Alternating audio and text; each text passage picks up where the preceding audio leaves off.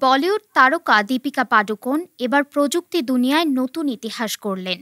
Meta AI এর প্রথম ভারতীয় কণ্ঠস্বর হিসেবে যুক্ত হয়েছেন তিনি।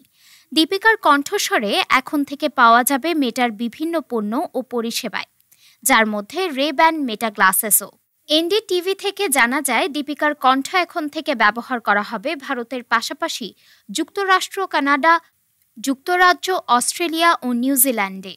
দীপিকা নিজেই এই খবরটি জানিয়েছেন তার ইনস্টাগ্রাম অ্যাকাউন্টে।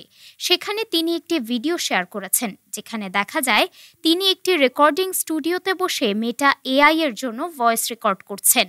ভিডিওর ক্যাপশনে তিনি জানান, এখন থেকে মেটা এআই এর অংশ হিসেবে তার কণ্ঠে ভক্তরা ইংরেজিতে চ্যাট করতে পারবে ভারত, যুক্তরাষ্ট্র, কানাডা, যুক্তরাজ্য, অস্ট্রেলিয়া ও নিউজিল্যান্ড জুড়ে। চলচ্চিত্রে সফল ক্যারিয়ারের পাশাপাশি এবার ডিজিটাল ইনোভেশনের নতুন অধ্যায়ে পা রাখলেন দীপিকা পাডুকোন। মেটার পক্ষ থেকে জানানো হয়েছে, ভারতীয় ব্যবহারকারীরা এখন দীপিকার কণ্ঠে মেটা এআই এর সঙ্গে কথা বলতে পারবেন ইন্ডিয়ান ইংরেজি ভাষায়।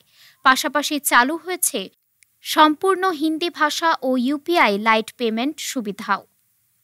ডেস্ক রিপোর্ট, আজ বার্তা।